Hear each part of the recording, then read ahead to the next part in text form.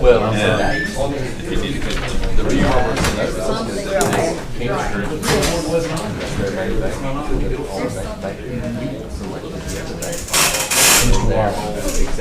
I'm exhausted. You just need credit.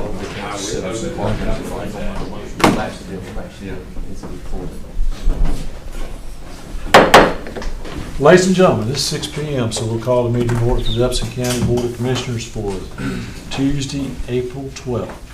If you would at this time, please rise for our invocation followed by our pledge. Let us pray. Heavenly Father, we thank you for all your many blessings. We come with bowed heads and humble hearts. We ask that you bless each commissioner here, bless each member that are present, and each family that's represented. And we ask that you give us the courage to do the things that are pleasing in your sight and that's good for the community. We ask that you bless the leaders of this country. We ask that you bless the local leaders as well. And this we ask in thy name. Amen. Amen. Amen. If you join me in the pledge, I pledge allegiance to the flag of the United States of America and to the republic for which it stands, one nation, under God, indivisible, with liberty and justice for all.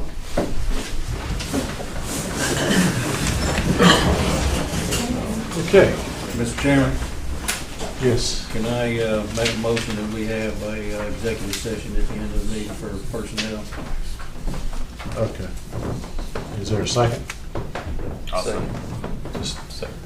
Okay, so motion made, seconded. Just all in favor of amend the agenda as voted. It's unanimous.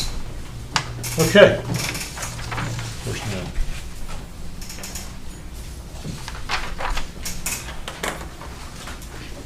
All right. Public hearing. First on the agenda is a public hearing for special exception SPX 2021-12. Applicant and property owner Matthew Smith of Upson County requested Upson County permit to permit mini warehouse to be built at 2540 US Highway 19. Property is 1.73 acres, identified as 041C 063, 041C 064.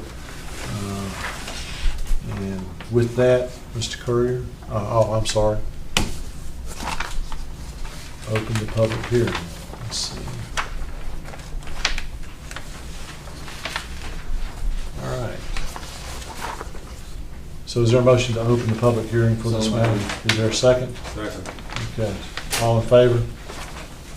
This public hearing is now open. If I call your name, would you just please come up here to the front, right-hand side, and state your name and address, and you have 5 minutes. Mr. Sattler. Yeah. Thank you, Chairman Allen. Commissioners, how you doing tonight? Good. Pretty much, I'm here. Me and Mr. Smith had already made some arrangements beforehand. I made some recommendations, and he met me as much as he could with recommendations. I think y'all have the plans right there. The only concern, which I'm not so much against Mr. Smith, is going forward, since this is a commercial property, they could potentially change things in the future. Mr. Smith, me and him, we've had some conversations as far as what he is going to do, and I have no reason to doubt what his intentions are. But going forward, this property could change hands because it is commercial property. Now, the big concern is probably going to be the maintaining of the buffer area. Right now, if you're familiar with the area, can we pull that up by any chance? If we can't, but the property right now has about 40 to 50 foot tall cypress trees that there are the buffer and a fence, which is the border of the commercial property versus the residential property, which is my property and my mom's property. The concern is that over time there's a lifespan for these cypress trees. I just want to make sure that there is a plan in place, future, that these buffer will be maintained.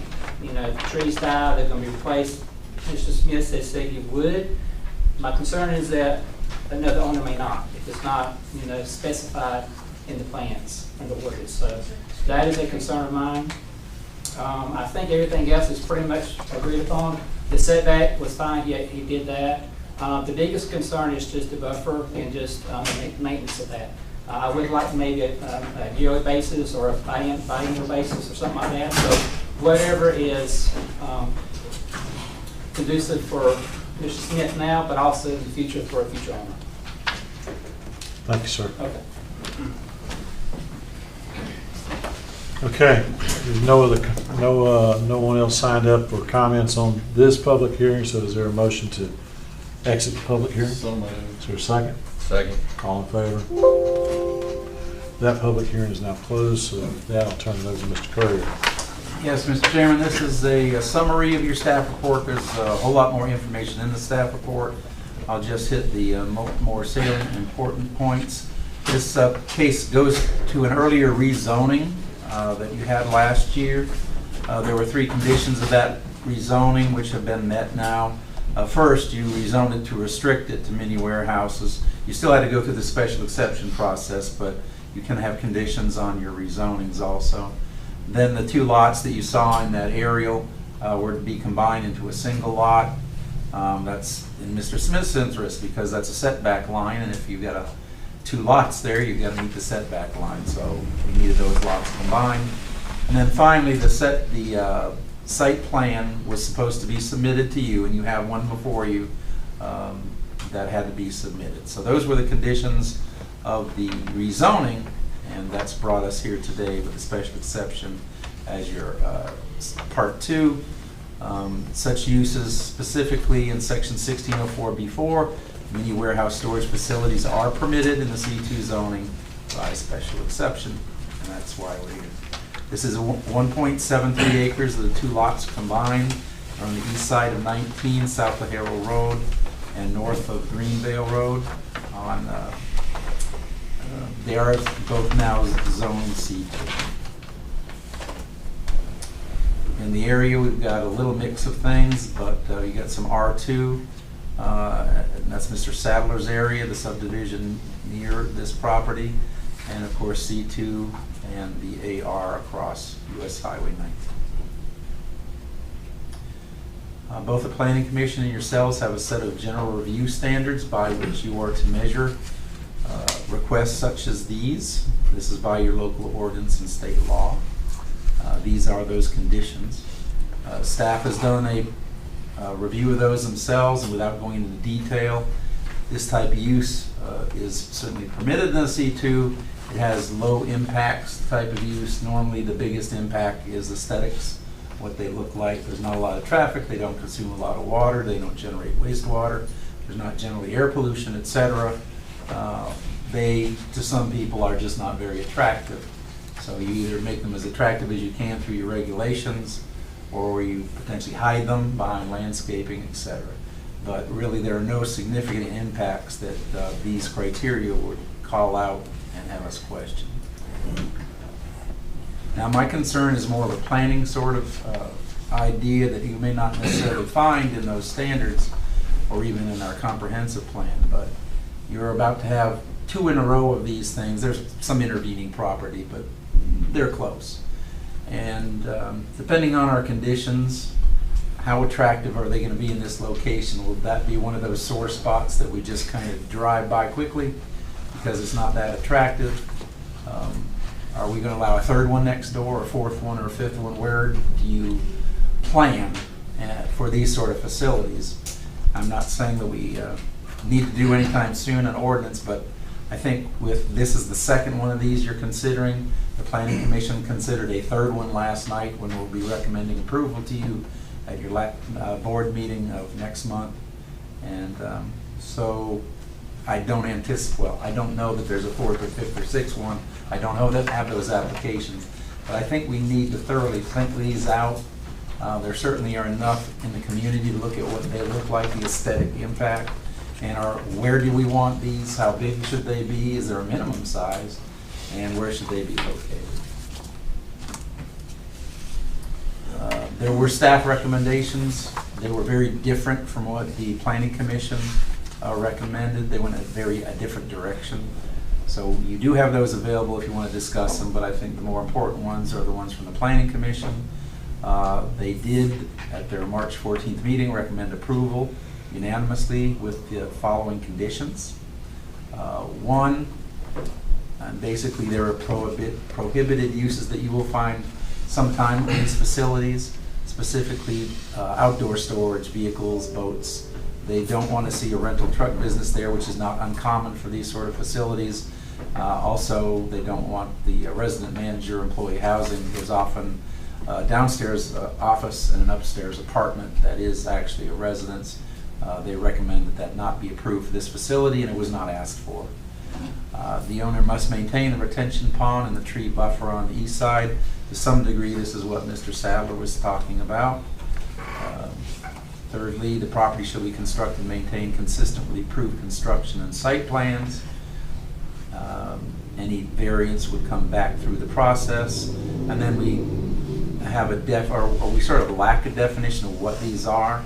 I would ask that if you adopt also condition 4 says the facility may be used for, I think we need to put shall be or will be, so it's mandatory language. So the only amendment I would suggest in the Planning Commission's conditions would be that one word, number 4, the facility shall be used for, etc., which basically just describes what mini warehouses are. This is the aerial photograph. It's a little bit old, but it gives you an idea, and you can see how close those other mini warehouses are. This is the look north on 19, northwest, I'm sorry. Across the road. And then down to the south. A little closer look at those neighboring warehouses. And the property looked like this about a year ago. It's a little more cleaned up than this now. And that concludes the staff report, Mr. Chairman.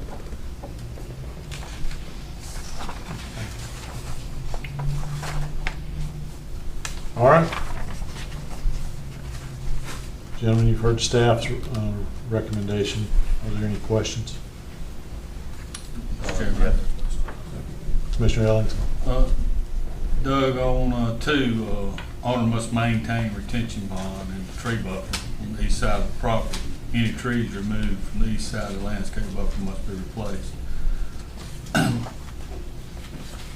You know, we've had issues in the past with these retention ponds, and this language is kind of vague.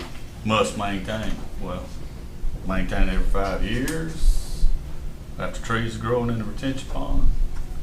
Would it be applicable to say annually? This must be maintained annually. Absolutely. Not that I don't think that this one would not be, but I know in the past we've encountered that issue where there would be a retention pond in front of a business on a major highway, and there was trees growing in it, so it kind of defeats the purpose of putting it in if you don't maintain it annually. Like the word continually maintained instead of annually. Well, annually kind of.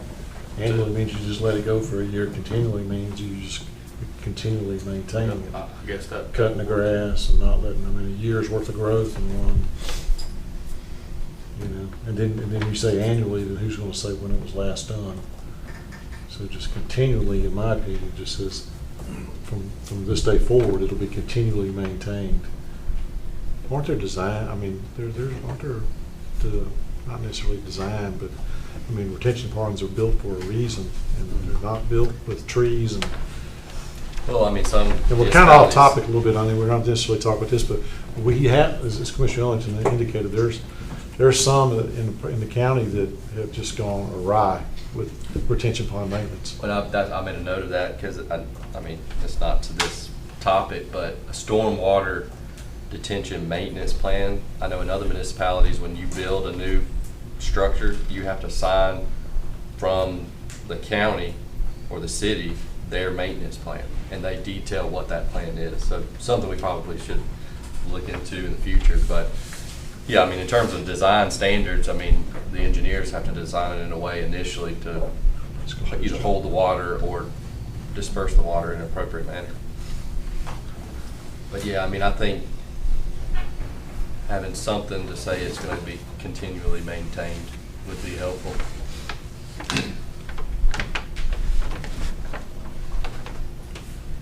Any other questions? Yeah, and well, to kind of piggyback on that one, on the tree buffer, I mean, on the buffer, we had something in the past, the dog kennel, the Thistle Creek dog kennel, where we required them to have a tree buffer. Did we put any like specific requirements, do you recall? No, it was actually already heavily wooded, so I think basically there was a condition that they just not cut them down what was already there. No, we didn't have a planting plan or requirements, so just don't cut down what's already there. Gotcha. Okay, I wasn't sure if we put any, because obviously if you lose a 30-foot tree and plant a 5-foot tree, that's going to take a good while to get that back up. I don't know if we want to put a further stipulation on that to say a minimum of, you know, a certain type of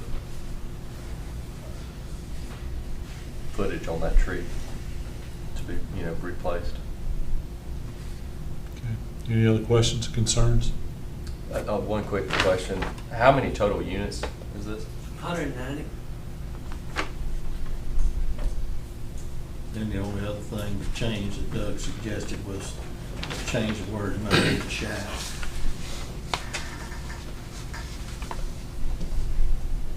Okay, so gentlemen, you have, you know, the planning commission and staff's recommendation and the conditions the planning commission made, and so there are 4 as you were shown. So is there a motion on this request? Chairman, I'll make a motion to approve this with the individual things we talked about, continually maintaining the retention pond, changing the word "may" to "shall," and I'd like to, I mean, it's already got in here that he's got to continually maintain the retention pond, but it's also on that same paragraph is the tree buffer, so you'll have to continually to keep the buffer up, so. Okay, I have a motion. Is there a second? Second. Motion made and seconded. Any further discussion? Hearing no further discussion, I have a motion made and seconded to approve SPX 2021-12 with the following conditions. And just for the record, I'll read them. The following uses are prohibited: outdoor storage of any type, including vehicle and boat storage, rental, truck, business, resident, manager, employee housing, or housing of any type. The owner must continually maintain the retention pond and the tree buffer on the east side of the property. Any trees removed from the east side landscape buffer must be replaced. The property shall be constructed and maintained consistent with the approved construction and site plans. Any changes must be approved through the regular exception process. Lastly, the facility shall be used for individual compartmentalized spaces or warehousing space for rent or lease to the general public for personal storage, including businesses and individuals. Those are the conditions. Ms. Jones, call for a vote. Commissioner Jones? Yes. Commissioner Wilder? Yes. Commissioner Watson? Yes. Commissioner Ellington? Yes. Chairman Allen? Yes. Thank you. Good luck. Building permit application time. Yes, sir. Okay. Next on the agenda is special exception SPX 2022-01. Owner and applicant Charles Harper of Upson County is requesting that Upson County permit placement of an RV as temporary resident during the construction of his home at 650 Ocean Road. The RV temporary resident falls in the special exception section of AR zoning. This property is 5 acres more or less and is identified as tax parcel 35079.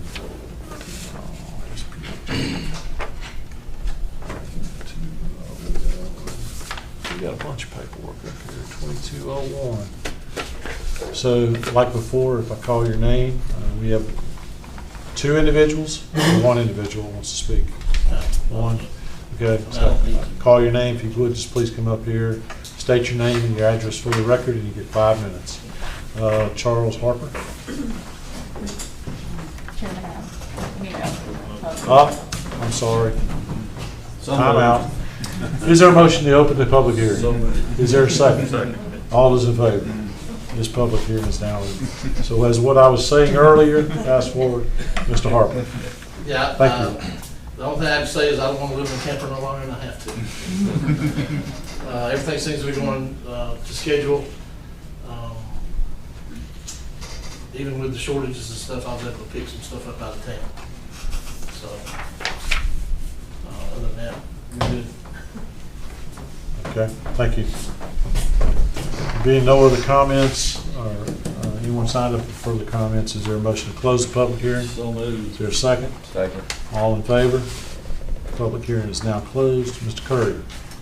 Yes, sir. This is very routine RV request during construction. The RV was out there before the process started. We do note that, but we work with the applicants and our citizens.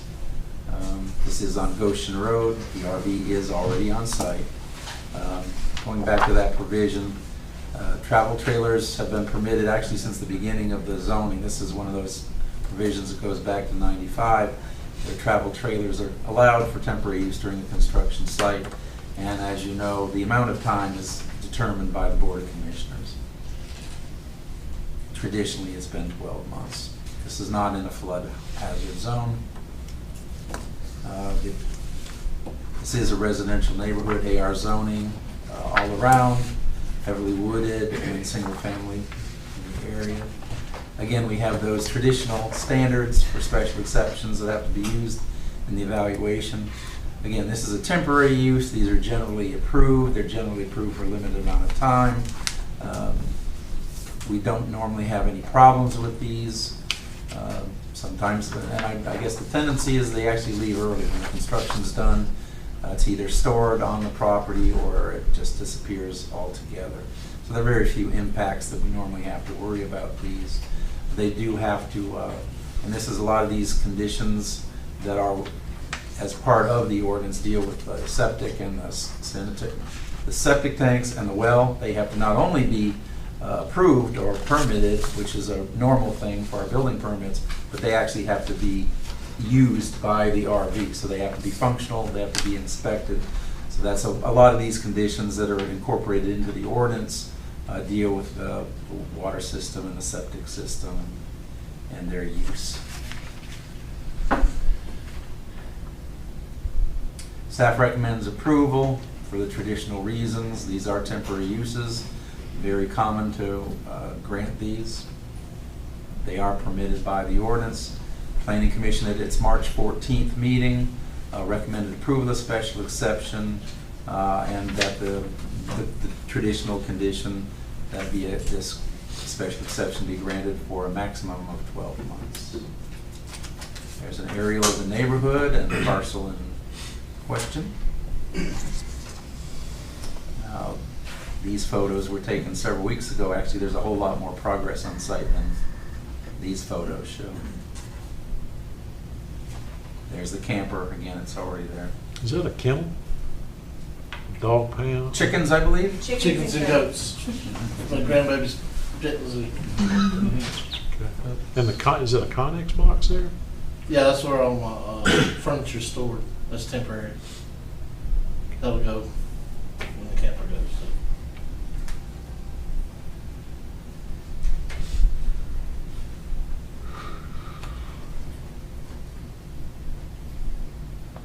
And this is what, a garage barn? sort Yeah, of it's a barn. combination?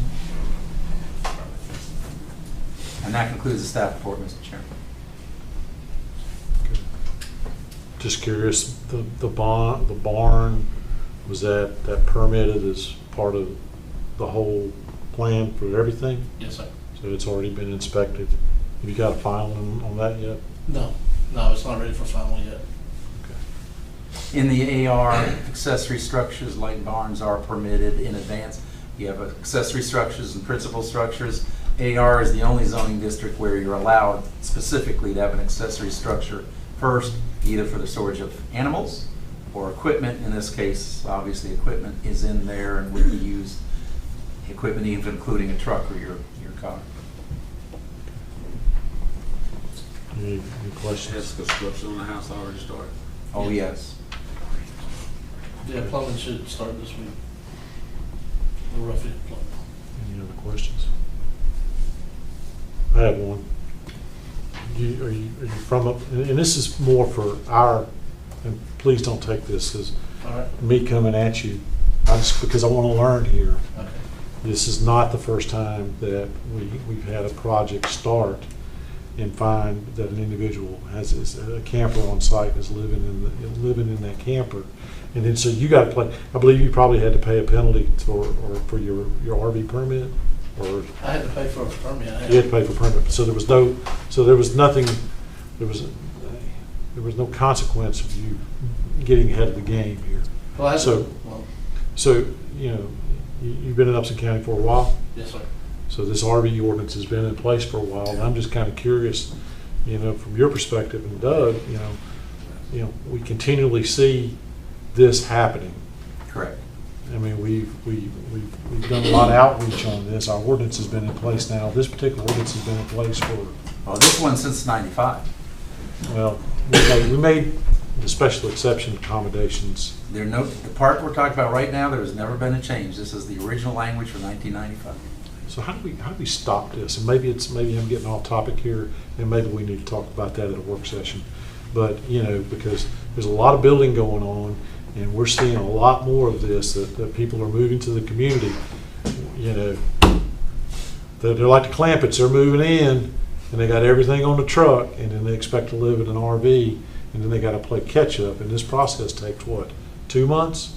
By the time you get from, 2 to oh, I'm 3. living in an RV on my land, which you're allowed to do, but we just want to know about it, so we can start the clock, so we don't have someone living in an RV in perpetuity. Well, and we certainly encourage, if they haven't done it yet and they say they want to, you know, please locate in Yatesville or someplace else temporarily until you get the approval. But yes, the trend to be there first. As a matter of fact, the next case, he was not in place with his RV before the Planning Commission, but he certainly said that there was some pressure in his life, so he actually, the second RV, Mr. Chandler's, is now in place also, although it wasn't before the Planning Commission, but it's now gone in. So just went ahead and did it anyway. Okay, and again, this is more for us to try to figure out how can we engage and stop some of this, and because what if we said no? What if there was a 50 citizens lined up outside our door saying, we don't want to look at this camper every day? What would we do? That's just a what if. They'd have to come out. And it has nothing to do with this. I just want to say that. And again, it's nothing about y'all. It's on us, because this is what we see routinely. It's done, and then but then there are no consequences for being premature or just knowingly violating our ordinance. Correct. Okay. Any other questions? All right, gentlemen, you get the staff recommendation on this, Planning Commission's recommendation. Is there a motion on this? I offer a motion that we approve it based on their recommendation. Okay, and that is for, let's see, for the 12 months? 12 months, right, please. Okay, is there a second? I'll second. I have a motion made and seconded. Is there any more discussion? Hearing no more discussion, we have a motion to approve for a maximum of 12 months to allow for this RV to be on this site, to be lived in. So, Ms. Jones? Commissioner Jones? Yes. Commissioner Wilder? Yes. Commissioner Watson? Yes. Commissioner Ellington? Yes. Chairman Allen? Yes. Good luck. Thank you. I rode by the other day. You got a lot of stuff going on, so Yeah, I've already got the foundation, and good luck. I'm working on it every day. Can't wait to see the final product. Thank you. Thank you. Good luck. All right, gentlemen, next is a public hearing for special exception SPX 2022-02. Owner applicants Ben S. and Tammy B. Chandler of McDonough, Georgia.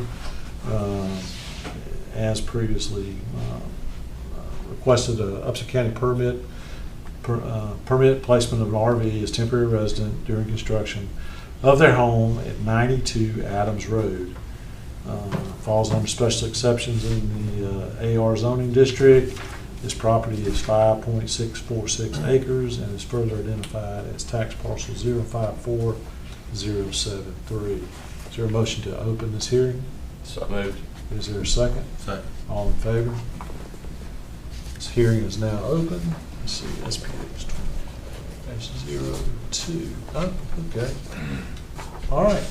I have one individual, and I state your name again if you would come up here, and I can't read anything other than Chandler. So, Mr. I'm a Chandler, little fast sometimes. that's I'm okay. Ben Chandler, my wife Tammy. We moved down, just recently moved down from Henry County and bought the property. And the reason why I'm in with RVs because my house sold a lot faster than I thought it was. So I'm have all the utilities down there. We are under construction. Framing started. All water, electricity, sewage is all in, and we just want to stay there until we get through with the house. All right. Thank you. That's it. Thank you. All right. Being no one else has signed up for this, is there a motion to close the public hearing? Is there a second? Second. All in favor? Public hearing is now closed. Mr. Curry. Very similar to the previous case and most of these cases. This is a little over 5.5 acres. Now this is Adams Road. You'll remember not too long ago when that subdivision was approved, and now we're seeing a lot of activity out there, including this particular lot. You'll see on the map, and as indicated here, part of the property is in the flood hazard area. However, it's not the part where the home is being built. It's a very long lot. AR, again, in this very underdeveloped, basically, this neighborhood is just starting. There have been a couple of homes back there for a while, but these lots were recently cut out and are now being underdeveloped by the buyers. Again, we have our review standards, as we do with all of these. As with the last one, I really don't see any major impact, negative impact in the neighborhood or effects from these. And then again, we have conditions that are incorporated for every one of these in the ordinances, mostly dealing with the septic system and the water system. Staff recommendation, the same as the last one. And then the Planning Commission recommendation, also at its March 14th meeting, the Planning Commission unanimously recommended approval, and again, the maximum is 12 months for the duration of the stay. Here you can see, this is like, we don't always often have the flood map included in these, but in this case you can see that there is some floodplain on the far end. The home is being built at the opposite end of the lot on Adams Road, so it's just an amenity. This is the pole barn that had been built prior. Again, accessory structures are permitted to be built prior to principal structures in AR, and this is currently where the RV that wasn't there at this time, but since has been moved in, it's under there. This is looking out towards Adams Road. That concludes the staff report, Mr. Chairman. Mr. Chandler, I have a question. Rode out there recently. Are you modifying the pole barn? Or there's some walls? Yes, sir. It's gonna be a barn It's amendment. gonna be. That's okay. So this barn, the pole barn is going to subsequently It's be gonna turn into the a home. house. Yes, sir. Okay. She smiled when she said she's going to live in a barn dominion. It's unique. All right. Anybody else have any questions? Okay. Welcome to the hood. Thank you. Okay. Is there a motion I'll make a motion to approve it, for 12 months? 12 months. Okay, I have a motion to approve 12 months. Is there a second? Second. Have a motion made and seconded to approve this request for a period not to exceed 12 months. Hearing no other discussion. Ms. Jones? Commissioner Jones? Yes. Commissioner Wilder? Yes. Commissioner Watson? Yes. Commissioner Ellington? Yes. Chairman Allen? Yes. Good luck to y'all. Can't wait to see the final product. Can I ask Mr. Curry a question? Yes, sir. This process takes so stinking long. I mean, you can look back when these people were filing in February, and it's already into April, almost in May. It's going by so fast, you know. Isn't there a way to have both legal notices at the same time? And then when the planning commission, even if the planning commission doesn't make it, you can still cancel the one, but not wait until after the planning commission does theirs and then add another 3 weeks? Could that be done? Yes. Is that, number one, it's a lot harder for staff because of the rapid turnaround. And on these particular cases, which are non-controversial, we never have an issue, that's fine. But for instance, you know, there's a subdivision case that got held up for 6 months for their reasons. Occasionally, there are other cases that for other reasons might be held up for a month or two. This special exception, there were some issues that weren't taken care of at first. So yes, we advertised, spent the money to do that and set up the meeting, and then, okay, it's not gonna happen. So this is the way that we do it because everything follows logically and there's some time, and yes, we finish one part of the process before the other. The other one is extremely rapid and extremely stressful and requires a faster turnaround for everything, which the current staffing level is probably not gonna happen. Well, I was just, you know. I think the other Thanks. alternative, and I've discussed this in the past, is because this is such a routine process, it could be administrative. Just don't make it a special exception, just amend the ordinance to make it administrative. With, if there's any variance from those rules, maybe that would come to the Planning Commission and the Board of Commissioners, but again, this could be an administrative, you know, just like subdivisions. If there's no major infrastructure, no new water lines, sewer lines, or roads, the Planning Commission doesn't even see a subdivision, it only gets an administrative review. These could be the same way. On the other hand, if you enjoy seeing them and want to see them, I want to know where they are. Where's the welcome committee? That's what it turned into. I'd rather know, but I'd like to, you know, just figure out to shorten it. I mean, you know, these 90 these days is people- what we're yeah. running. Yeah, I mean, these people could have, you know. well, and this is state law because this is similar to a rezoning action, so that's at least why it has to come to the Board of Commissioners. Now, yes, could we pre-advertise and do all that other things ahead of time? It's just very difficult. And again, if something comes up, then you've advertised something that's not going to happen, and then really theoretically, you need to run an ad that cancels that public hearing, and then I'd rather help people speed up. If they want to build a house, we want them to live here, you know, so. If it's the right house in the If it's the right house. Right house, right place. That's why, you know. Done correctly. But That's I'm with Commissioner Jones. I mean, we rely on you guys to make the recommendations on them. So if there's anything, the other thing to think about too is this is 90 days. I'm sure they absolutely have had no stress worrying about this. They knew this was gonna happen exactly as it happened, but I'm sure there are cases where Mr. Chairman, there are that's the stressful. remedy is, as long as they're in the process, they're allowed to have the RV there. You can amend the rules that way. I don't speak for the entire board when I say this, but Doug, I listen to you. You come up with a faster, smoother, better way to protect us and to make your job, make it work for you and for us and for the citizens. I'm open to those suggestions, but I'm with Commissioner Jones. 90 days for something is what I would call routine. Maybe we just empower Jason to, Mr. our English law group to be proxy. No, some of them, we, you know, you gotta know. You know.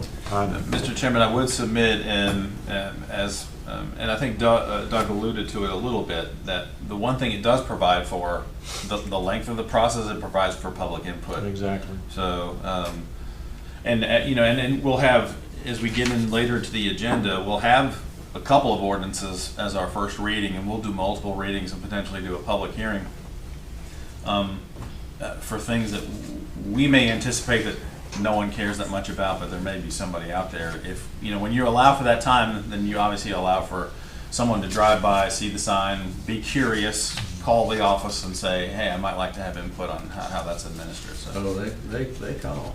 That's that yellow sign out there. We've got one coming, I guarantee you. Phones are ringing. That's right. Okay, gentlemen, I know we went down a rabbit hole, and I appreciate everybody's patience on that, especially yours, Doug and Jason. So, Welcome to the neighborhood. yes, Thank you. no better place to live. All right, next is Upson County Commissioner. This is a public hearing for beer and wine package sales license applications made by Mariana Barron on behalf of BN Trading, Inc., doing business as VMR Food Mart, located at 1998 Highway 19 North, Suite D, Thomaston, Georgia. I'm sorry, Mr. Chairman, I apologize. No, that's fine. I want to know what I was messing up on. Nothing. So, okay. So, gentlemen, is there a motion to open the public hearing? So moved. Now, motion made and second. Second. All in favor? The public hearing is now open. I have, no one has signed up to address the board on this matter, so is there a motion to close the public hearing? So moved. Is there a second? Second. All in favor? It's unanimous. Okay. All right. So gentlemen, you have the package before you. Is there any questions for staff regarding this? And Mr. Chairman, Yes, sir. the staff is making a recommendation for denial. Okay. Where, and the recommend. That recommendation is based on a thorough review of the applicant's background. Okay. We did not obviously include any of that information in the packet, but it's available for your review. Okay. Any other discussion or questions for staff regarding their recommendation? Is there a motion? I'll make a motion to deny, Have a motion to deny. based on the county manager's recommendation. Okay, I have a motion to deny. Is there a second? I'll second. Motion made and seconded by Commissioner Ellington to deny based on staff recommendation. Any other discussion? Hearing none, Ms. Jones. Commissioner Jones? Yes. Commissioner Wilder? Yes. Commissioner Watson? Yes. Commissioner Ellington? Yes. Chairman Allen? Yes. All right. Public comments. We've got a few. Wow. All right. So as we've always done, if you've signed up to make a public comment, as I call your name, and I'll do my very best to read your writing. If you would, please come up here so that people who are watching on YouTube can see and hear you. State your name for the record and your address, please. So, Ms. Pratham? Good to see you again. Thank you, you too. Yes, ma'am. Come on up. Good evening. Yes, good My evening. name is Betty Prather, 1309 Spring Street, Thomaston. I'm still talking trash. By that I mean to expand the sanitation service to include picking up yard debris in my community. Commissioners, this isn't just about picking up yard debris, it's about a quality of life. By that I mean, for example, a few days ago I was on my way home and someone was doing outside burning. I was yards away from that and I could smell the smoke. But the closer I got, the stronger the smoke became and I could hardly breathe. Now I'm going to ask you to put yourself in my place. If you were driving home and you ran into the same situation and you could hardly breathe, wouldn't you say, this is not healthy? This doesn't have to be that way. I heard one of the panelists say at one of the meetings that he has the opposite effect. They have the leaves at the curb and the sanitation pick it up. But if a strong wind comes, then it blows the leaves and they go everywhere. A simple solution to that would be to have the citizens go to Home Depot, Walmart, wherever, and get those leaf bags. Put the leaves in the bags, put the bags to the curb, sanitation picks them up, problem solved. That same process could be applied in Lincoln Park. So as long as it is administered fair and equitably, then it will work. It can work. Now, I'm not blaming my neighbors for burning, because currently we only have two choices. Either burn the debris or you hire someone to carry it away. Neither is the best option. So I'm asking all of you commissioners to support this simple idea and help us to improve our quality of life. Thank you. Thank you, madam. Okay. Next, Paula Dawson.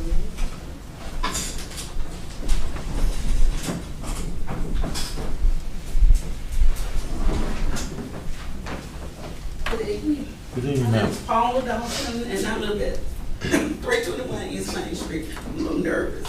I wanted to talk to you about the Worthy Gym. There's been a big issue about them tearing it down and putting apartments and things there. Now, if it's not true, then y'all can clear it up. But what I wanted to talk to you about is that gym means so much to the people of Lincoln Park. Not only Lincoln Park, but several communities around here. Myself and Chris B and a lot of other people, and don't think I'm crying, it's just my voice, okay? But we work hard in that community doing things for the community. The children are the biggest issue in all the areas. And if we don't stand up for those children and try to keep a place for them to go, they're just gonna go astray. I work hard every summer, Thanksgiving, Christmas, all the holidays. We try to offer things for the people in that community to do. Tearing it down will give them nowhere to go. The children won't have anything to do. The lunch program will just, they'll be hungry. We serve over 100 children every day at that community center. And it's just, it's not fair for them to have to suffer because y'all don't want to fix the light, or fix the ceiling or the roof. We've been patching it up for years. And it was supposed to get better by being transferred to the Civic Center, but it hadn't. So why couldn't, if the air conditioner is the problem, turn the air off until we get in there, to people use it. You don't have to run the air conditioner all day long for nothing when nobody's in there. We patched up everything that we could patch up in that center, and I asked the county for not a dime. We raised the money to do things. So we're just asking that y'all don't tear it down. Please don't tear it down, because we need a place for these kids to go. If we don't help them, then they're gonna end up at the sheriff, the city jail, and we can stop that because we try to teach them the right things to do. And if you cut them off by the neck, they're just gonna go astray. And we're asking Commissioner Wilder to step up and help us out. You got people saying, talk to Commissioner Wilder. And then they're coming back saying, he's not gonna do anything. I don't know what you can do, but I'm asking you to do something. And thank you all. Thank you. Thank you, Ms. Dawson. All right. Mr. Biggs. Thanks, sir. Christopher Biggs, 275 Marshall Drive. I'd just like to echo on all the comments that were made about the Lincoln Park Community Center. It is a very important part of the community itself. Like I said, we have at least 100 kids down on a daily basis. With parents being out of work, it's already struggling, the kids are having a hard time. We need to find something positive for these kids to be doing out in Lincoln Park. If you listen to everything that's going on and all of the rules and regulations, on one side of the county, we're taking history and preserving it. On the other side, we want to take it and destroy it. Give us a fighting chance also. because the kids deserve it, the community deserve it. And not only does that facility house the kids in Lincoln Park, that facility serves the whole entire Upson County. You know, what are we gonna do for the lunch program? We can't send kids to the Civic Center. They can't walk out there. We have no public transportation for them. We can't go to the Lincoln Circle, that's Thomas Housing Authority, because it's city. So there again, you have two sets of kids in the same neighborhood, but it's separate. So please, all we're asking is just for a fighting chance to have the opportunity to improve the community that we live in. That's all we ask for. Thanks. Thank you, Mr. Biggs. Okay. Alan Ragsdale. I thought that's what it was. How are you, sir? Good. How are y'all doing tonight? My name is Alan Ragsdale. I live at 232 Sandy Brook Circle, Thomaston, Georgia. I'm here to talk to the board about implementing motor restrictions on the Upper Flint. There are 3 reasons for this request. First is safety, followed by destruction of habitat, and lastly, the lack of enforcement or patrols by law enforcement or DNR on the river. Many people refer to the Flint as a hidden gem. Well, the Flint has been found. On any given weekend in the spring and summer, there are hundreds of kayaks, swimmers, and fishermen on the river. That being said, the Flint is not a large river. This poses a big safety risk when you bring large jet boats into the mix. As narrow as most areas are on the Flint, and the lack of navigation channels like on a lake or large river, an accident is bound to happen. On lakes, the law is for boaters to maintain at least a 100-foot distance from kayakers, fishermen, or people swimming. That distance is not possible on the Upper Flint. Some areas of the Flint are less than 100 feet across, even in high water. The fact that there are blind turns and drops on the Flint make it especially unsafe for boats running at high speed. If a boat comes around a corner and there are kayaks stretched across the entire river, which is a common scene, the boat doesn't have a lot of options to avoid them.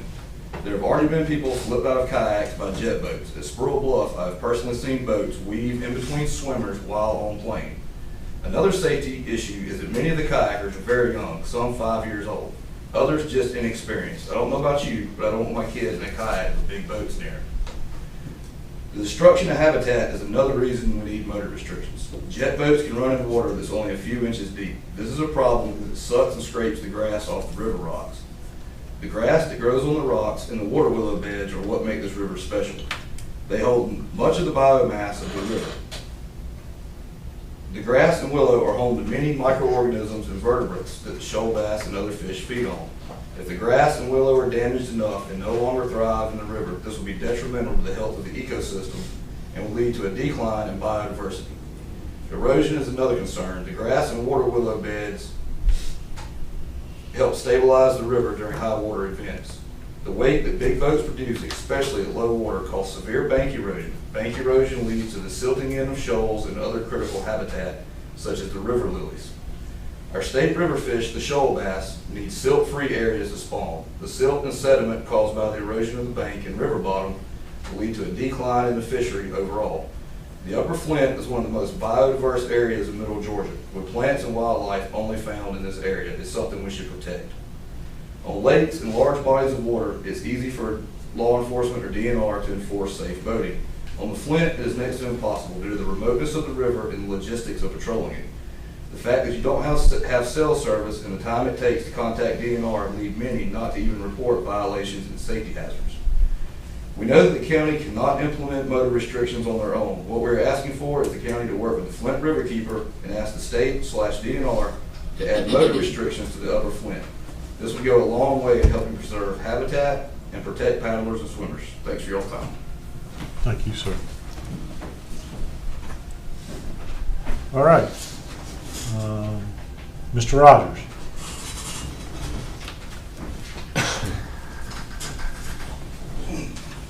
Thank you, Mr. Chairman, Commissioners. My name is Gordon Rogers. I live at 3034 Poplar Trace, sober off of Pobitty Road in Talbot County. I'm the riverkeeper for the Flint. Our offices are in Albany. We have about 830 families, farms, and businesses, about 3,000 folks that support us, including many here in Upson County and the surrounding counties. And our mission is to protect the flow and the cleanliness of the river, in short. That's what we do. Secondarily, access to the river is very important to us so that people can enjoy it. The Flint River throughout its length is a very important economic engine for different reasons in different parts of the river. Down south, y'all are probably very familiar with the agricultural industry that's a huge economic engine south of here. Ag is very important in this area too, orchards and cattle beef in particular.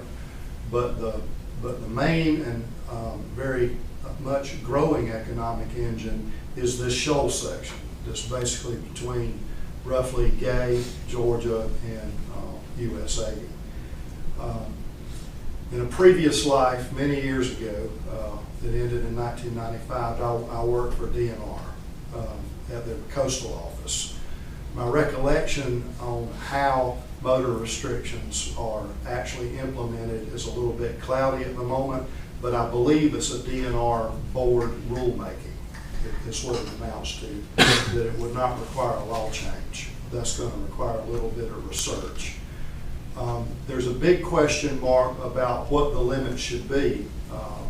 Personally, and without research at this point, I'm not in favor of banning internal combustion engines from the Upper Flint in its entirety, but some sort of horsepower limit would seem to make sense and would vastly constrain the jet boat issue that Mr. Ragsdale has described. So there's some more research required, in my opinion, about how to, when to, what sorts of restrictions to ask for.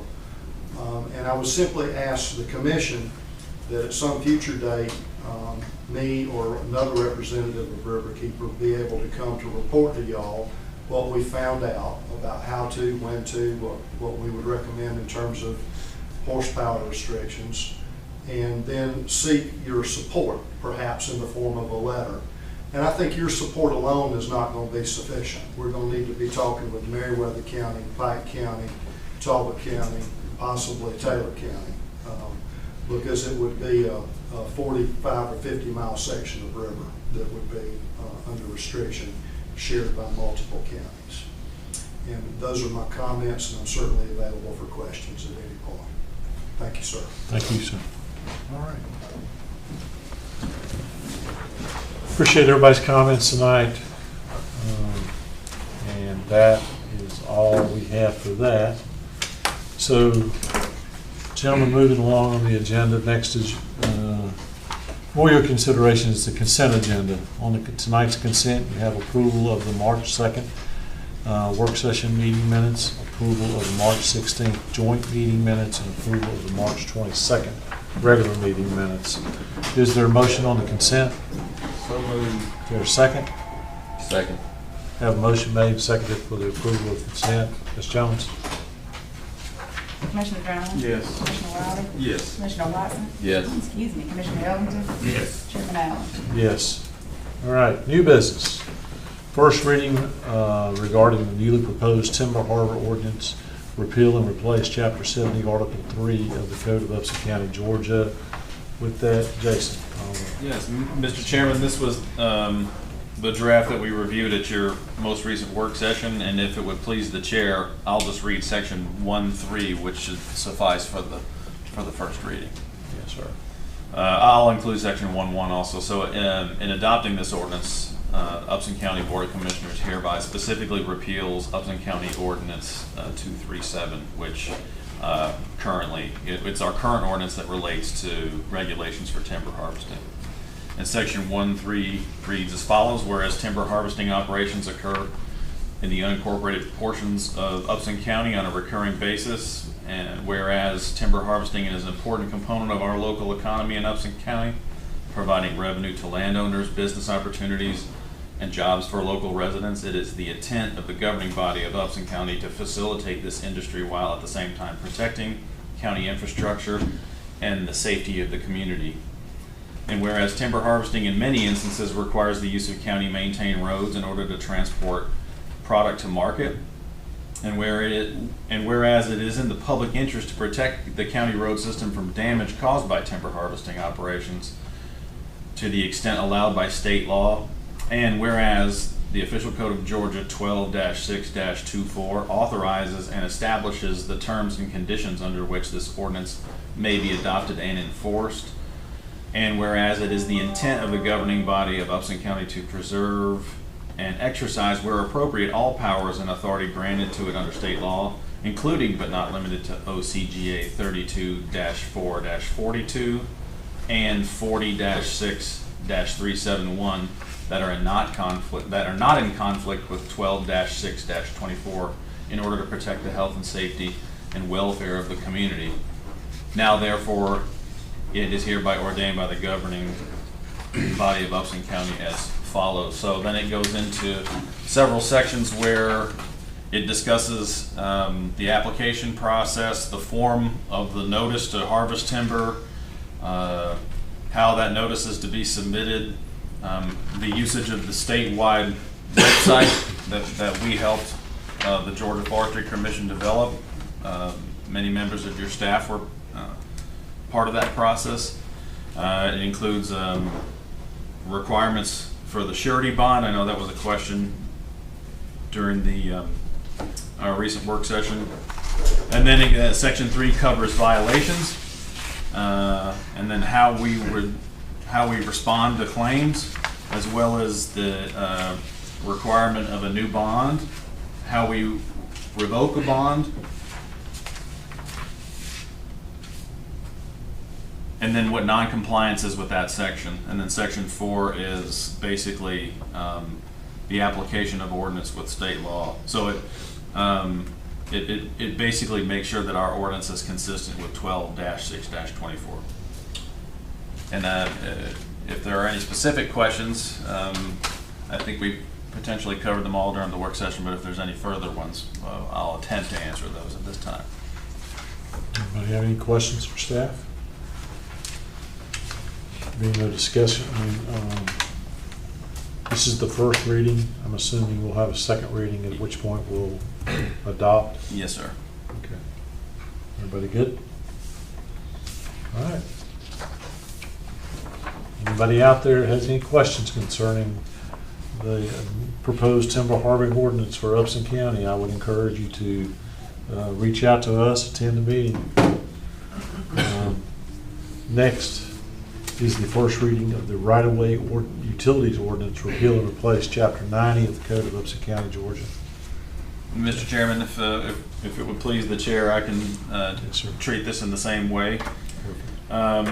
So what we're presenting with you again, this draft was presented at the work session as well, an ordinance to set out a utility accommodations policy to provide for appropriate forms and procedures to charge applicable fees and for other purposes.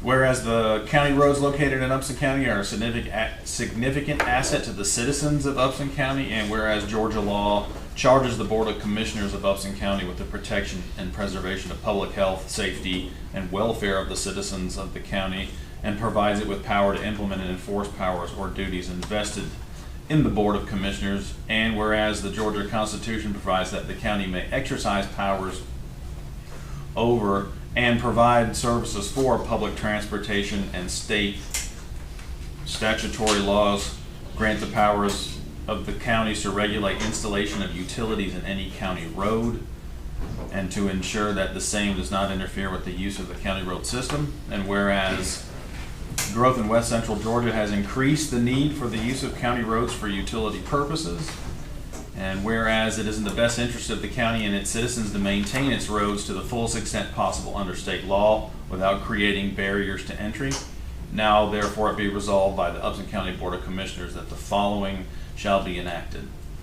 So section 1 is our short title. Section 2 is the adoption of standards, and we specifically set those standards to be, as it says in section A, DOT policy, and specifically the 2016 Georgia Department of Transportation Utility Accommodation Policy and Standards. So we're essentially, by adopting this ordinance sometime in the future, we're adopting that manual as the policy that we will implement.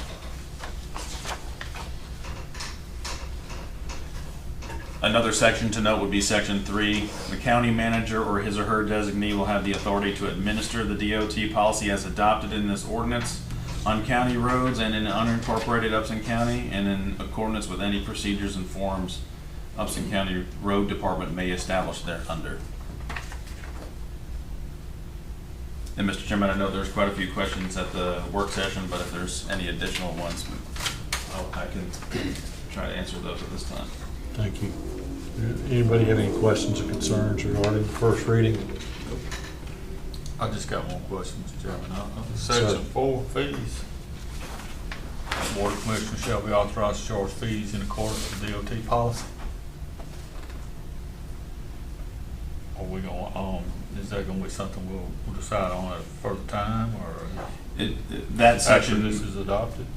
that section, Commissioner Ellington goes on to read, fees shall be determined by the county manager and shall be publicly displayed by the Board of Commissioners. Any fee schedule shall be posted at the road department and shall be open for public inspection. I would submit that if the board wants to set the fees, then we would change that language to read that we would remove the county manager from that section and put Board of Commissioners there.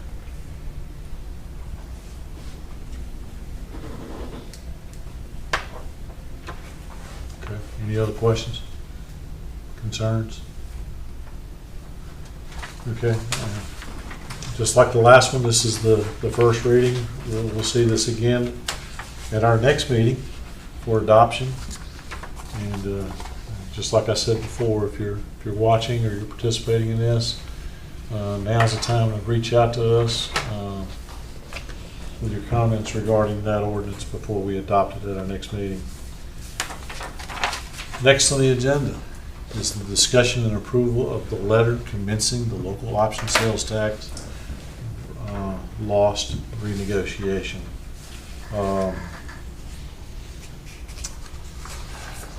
Jason, you want to tee this up? Mr. Chairman, as an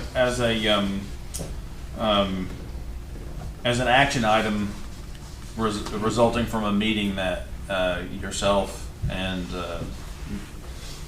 myself, you, the city manager, and the mayor of Thomaston had discussing the procedure moving forward to begin the loss negotiation process. We had, as a takeaway from that meeting, we had agreed that we wowould start that clock on April 15th of 2022. So to do that, according to OCGA 48-8-89, we're required to send a letter of this format to them that specifically states an initial meeting to be held at a certain place and time where we will discuss how the negotiations will move forward. So in this letter, we proposed the meeting day, and we did coordinate this with city staff before we put it into this draft. We proposed that meeting to be May 4th, 2022, to be held at the Civic Center. And with the board's approval, this letter would go to the mayor of the city of Thomaston and the mayor of the city of Yatesville. Okay.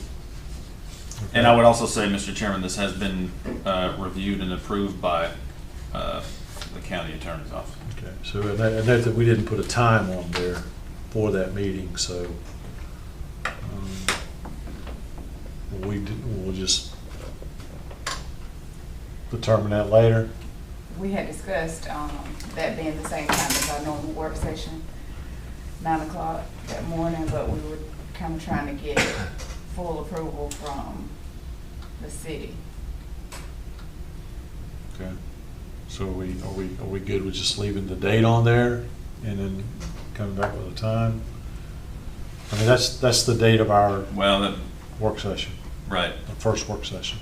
Yeah, essentially, the guidance we got from city staff was just go ahead and set a date. Set a date. Set a date. Set a date. Aye.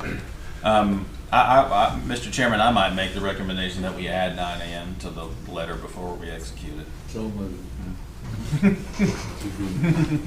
Tell the time. That way they can't say, oh, no, we can't be till 6.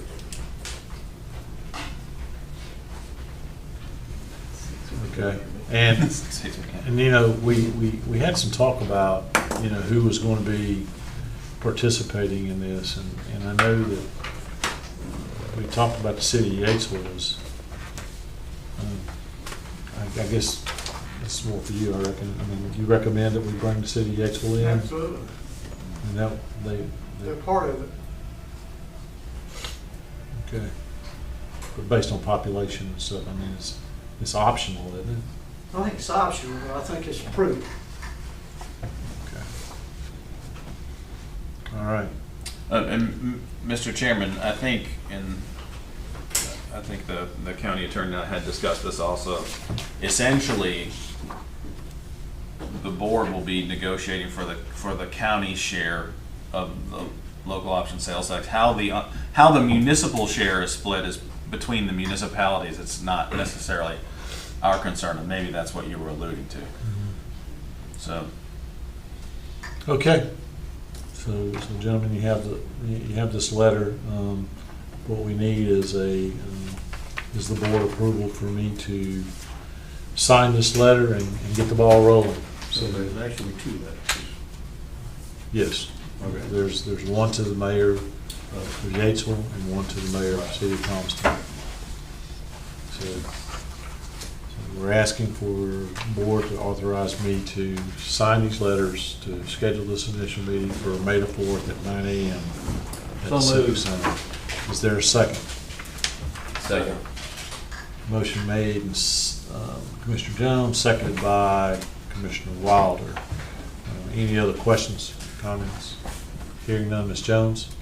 Commissioner Jones? Yes. Commissioner Wilder? Yes. Commissioner Ellington? Yes. Commissioner Watson? Yes. Chairman Allen? Yes. Thank you. All right, before we go into executive session, and we will not be, for the benefit of the media, there's no action will be taken after this executive session. We'll go ahead and knock out comments. Mr. English, you have anything for us, public? No, I think the only thing I was gonna comment on was the renegotiations, but everything was just as I thought it would be, so there's no need me saying anything on that. Thank you, sir. Ms. Jones, you have anything for us? I have no comments. Okay. Mr. Tinsley? Mr. Chairman, I have 3 items, if I may, and one, in at least one instance, I'm going to ask Doug to put something on the screen so you can see it, and it's something I had hoped to have for the work session for this month, but I just didn't have the report in my hands by the time we had set that agenda. But let me start with the courthouse cupola and clock tower. I hope everyone's had the opportunity to see that stuff that has been shipped down from Kentucky, pretty much continuously being assembled out on the square. It's really a beautiful Had sight. people taking pictures as they were following it down I-75. And as late as today, the majority of the top piece, which is actually the clock, it looks like at least the outer portion of it is complete. So, And it's not a digital clock like I kind of told we had people it promised. was. Yeah. So I know we put out on social media that it remains on schedule, and I got a little chuckle about that. Well, I Since actually talked since to it's today. it's the revised Yeah. schedule, but They said Thursday morning they will be putting the. They told me, I went there and was up close and personal with it today, and they told me the same thing Thursday. We're supposed to rain Thursday. Yeah. but anyway, I'm just.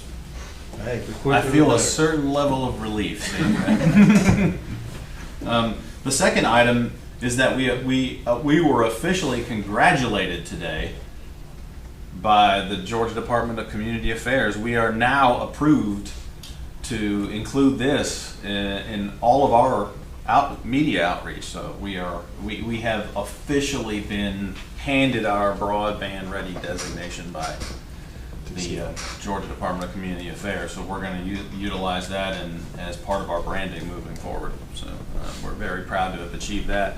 And I want to thank Mr. Courier, who tenaciously pursued this until we achieved the designation. So great job, Doug. Thank you. Thank you. So two items we're very proud of. And then the last item, I want to spend a few minutes just going over a report that I received late last week. And Doug And this has to do with an evaluation of the Civic Center roof, and while I had the board here, I just wanted to just share a few notes with you and let you know that this is an ongoing project. But Doug, if you would, I'm going to start with page 21 of the report, of the PDF. There we go.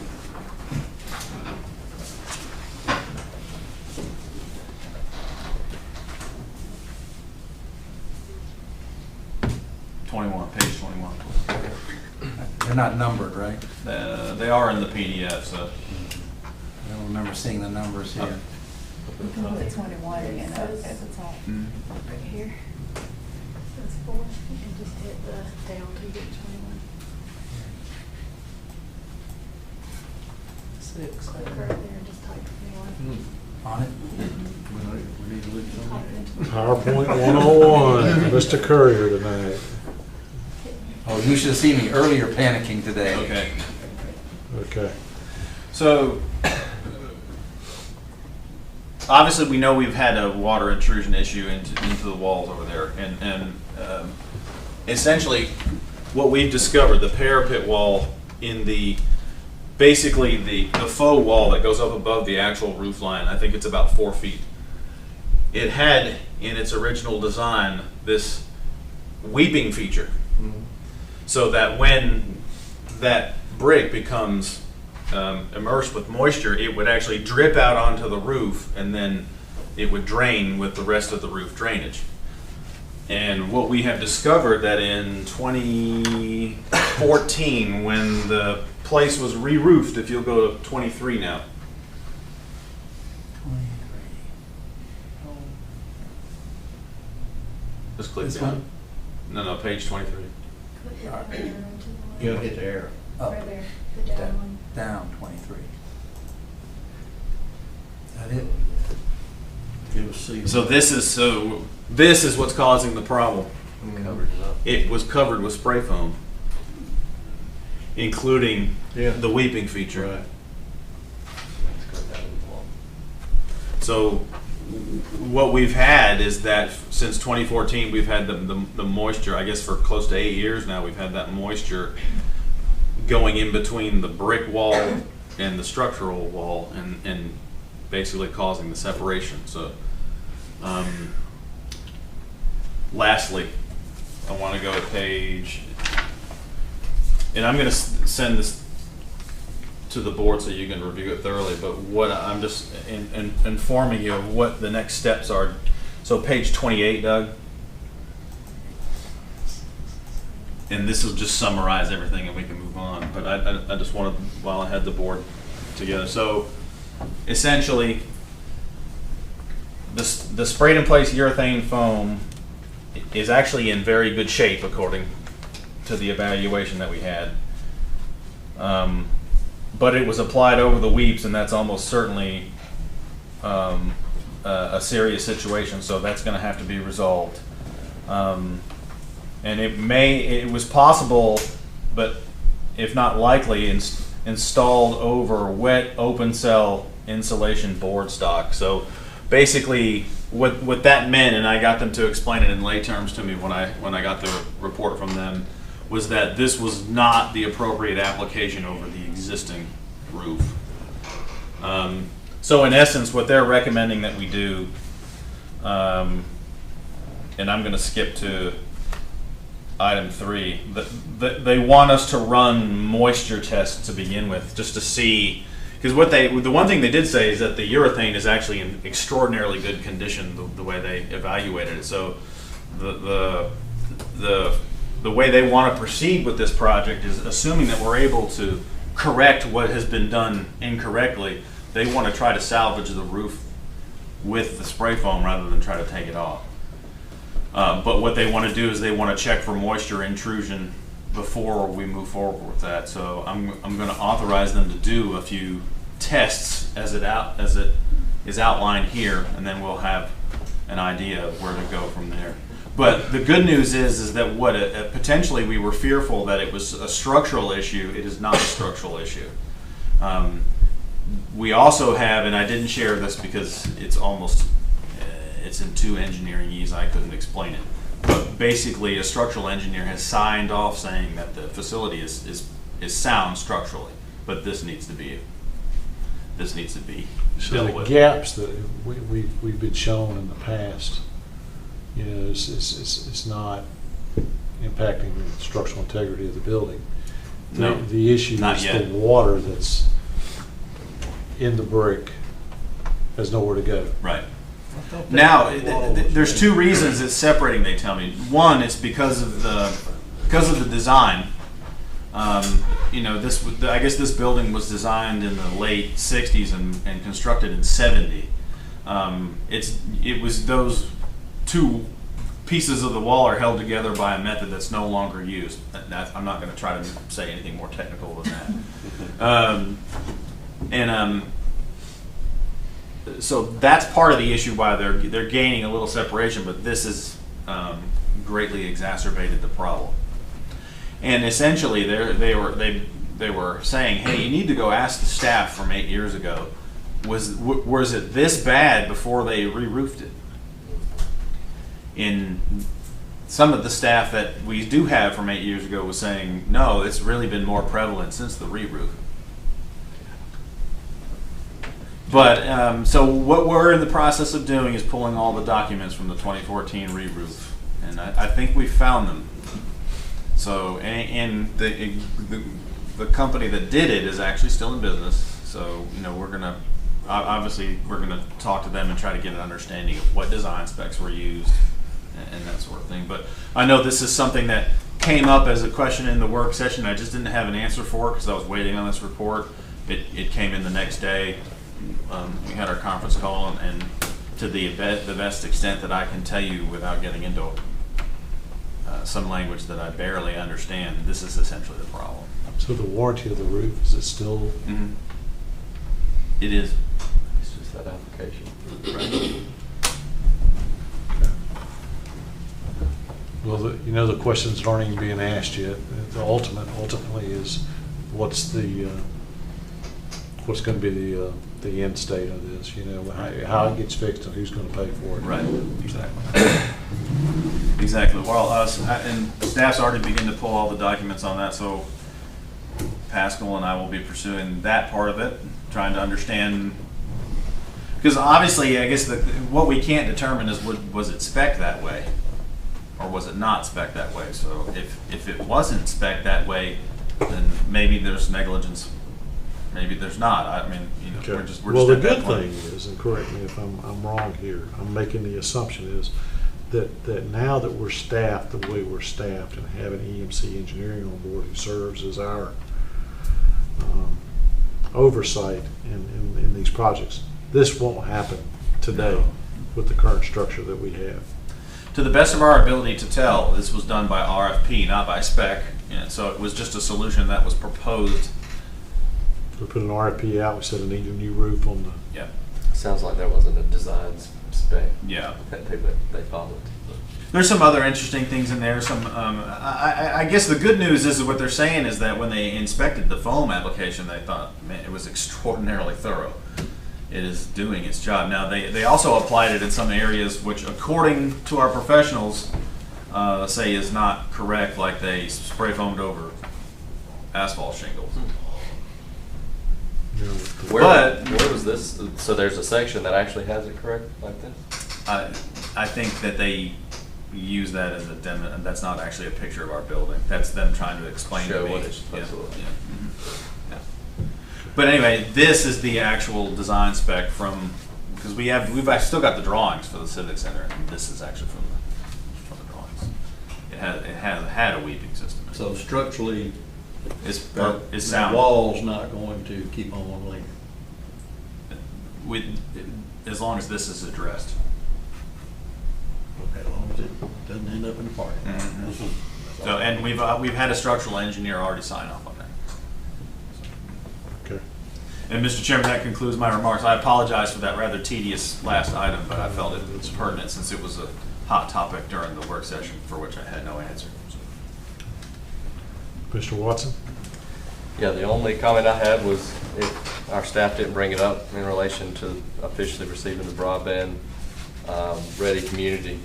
So that's been brought up, and I was glad to see the logo that we can use for marketing purposes. You know, IDA help recruit businesses. So, and we're not only established this broadband ready community, we're putting a project in place simultaneously. So it couldn't have come at a better time. And I want to thank Doug and all the other staff that made it happen. Mr. Jones? The only thing I got to say is we had two examples of a reason that tonight that we need to look at our reevaluate at some point our zoning. We had 2 5-acre parcels of AR.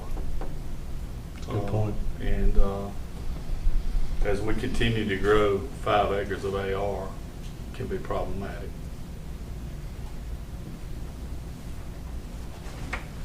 I think at some point it would be prudent for us to have that discussion at the work session, and and what are the plans? I mean, rewriting the ordinance, or put a stopgap measure in place until we have a rewrite of the ordinance. Doug, we'll be leaning on you heavily, and Jason to lead us through that. But yeah, anyway, good point. Anything else, sir? That's all I got. Mr. Jones? Hey, look, I appreciate all y'all showing up. This is the biggest crowd we've had in a while. And I appreciate all your comments. This is the place you need to come and tell us what you think. I also want to, and you don't hear it enough, or I don't hear it at all. We got some of the best county employees from any county around.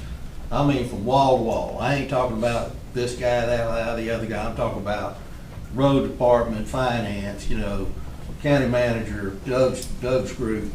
I just want to say kudos to all the people that work for Upson County. And if you need a job, we've got jobs. We got benefits. And join our team. And we've got really good people here. And come to work for us. The other thing I want to say is this is Easter weekend, I think. I want to wish everybody a happy Easter. Just remember what the Easter season is for, and that's it. Mr. Wilder? I do have a comment. Typically, we don't engage in dialogue back and forth between because of public comment, and tonight won't be any different. I have stated from this position on more than one occasion that how important and significant Lincoln Park Community Center is, not only for the people in Lincoln Park, but for other areas of the county as well. When all the data is collected and we get a chance to analyze it as a group, we will make a decision on what's going on out there, what will happen out there.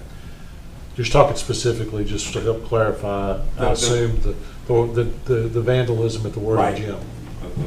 The community center, yes, that's specifically what I'm talking about. Yes, sir. But I, as one commissioner, can't do a thing. But we are, as a group, we'll make a decision when the time comes.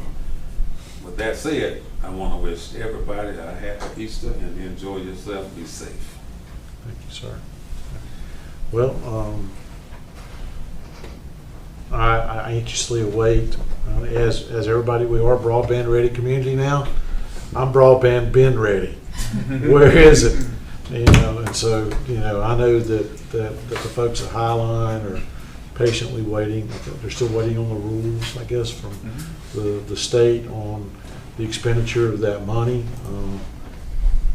But I'm sure there's a lot of other work behind the scenes that's going on to get this going.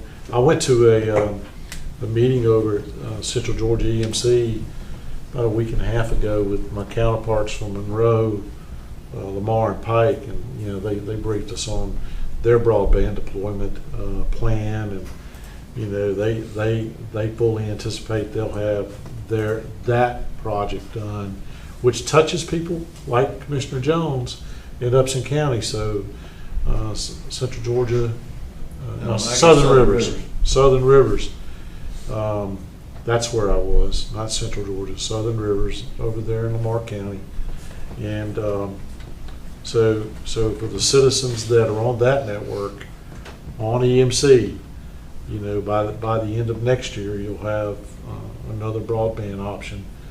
And, you know, the great thing is now that all this broadband stuff is happening, other people are coming to the table, like we've seen down in the southern part of Upson County with public service telephone. So I just can't wait for us to get moving on our project and go from there. You mentioned the retention ponds; those are an issue. We've talked about it as far as a code enforcement issue, specifically the two that just jump right at you are the Dollar Generals, one out there on Crest Highway, and the one right there on Highway 19 North. Those retention ponds, you know, they got 10-foot pine trees in them now. I'm sure that's not not good for that system. And lastly, I want to touch on what Commissioner Jones was saying. You talked about the county employees.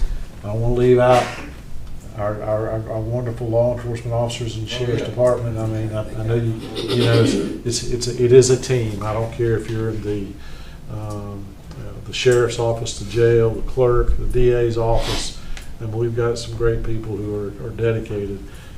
Tax assessor's office, tax commissioner's office. I mean, we all have.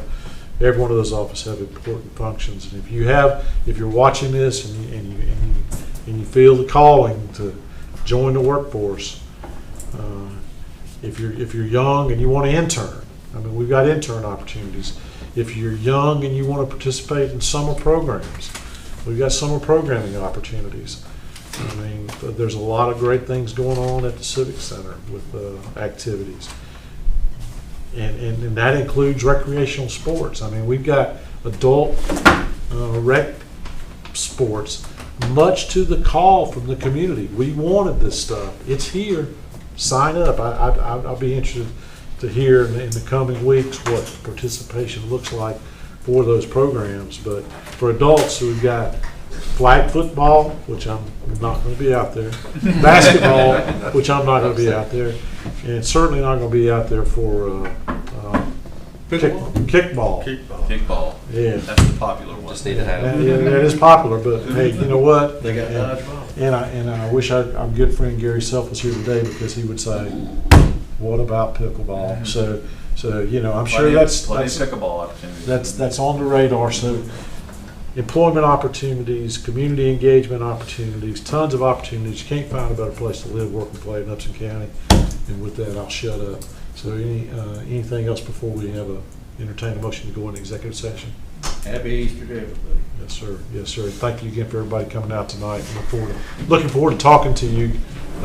You know, I've got your phone numbers. You have my phone number. Please call me. We're all open to your conversations. And so with that, is there a motion to go into executive session for personnel? Motion made. Is there a second? Second. All in favor? There will be no votes or anything taken after executive session. So thank y'all. Enjoy the first spring-like day that we've had in some time. We got a little bit drier, rain. Mr. Vice. Yeah. Next meeting. I'll be at that first commissioner also. I don't think so. Right. Just wait till I get it. I'll be getting it. I'll put you in a wheelchair. My agenda did not have executive session. We made a motion to add it. Were you sleeping? I don't know. What's this about? Personnel. I'm glad you told me. And How are you? I got a text message today. Somebody asked me to ask you something. Talking about Yes. nobody ever wants to have media input. Go on. Norman, would you see me tonight? I asked about the broadcast that we're doing for Trayvon Walker. Tried to call you a couple times, discuss details with you. And Dave could fill you in for the meeting tonight. Thank you, Mickey. So y'all doing something for Trayvon broadcast? You need something from us? Yeah, sponsorship. Oh. Well, have you approached? Well, Jessica, what do you think, Jessica? You better talk to the man. So, what does it cost? Okay. Thank you. $25, $30. Thank you. Thank her. Every minute. She says. $25. It was a team. Man, that's better, that's a better deal than you get for campaign ads. It's just a $400 Oh, package. yeah, now I can't even get out of But you can Buckland. promote Upson County, and you can also be on the Georgia football games. I would, do what? 15 minutes is nothing. It's two or programs 15 minutes in away, one. and a few Have you, more have you, minutes. I would also encourage you, have you been our citizen engagement? Let me look at that, Jessica, if you don't. Have you met our citizen engagement specialist back here, Miss Jessica Hudson? She'd probably be a good enough point of contact to, she might be interested in seeing that happen.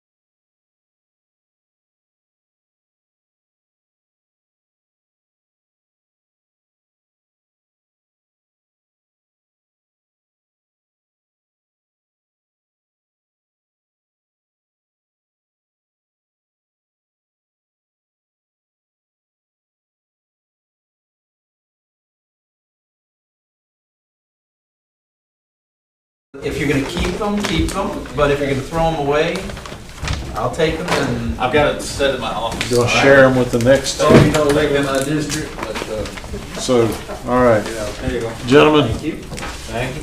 we're out of executive session. Is there a motion to adjourn? So moved. Second? Second. We're adjourned. Thank you. Jessica, I'll put No, this over here. well, I'll be out all day tomorrow. All right, good job. I see Pastor in my future. Why is that? Myself, Yeah, really. the chairman, and the sheriff were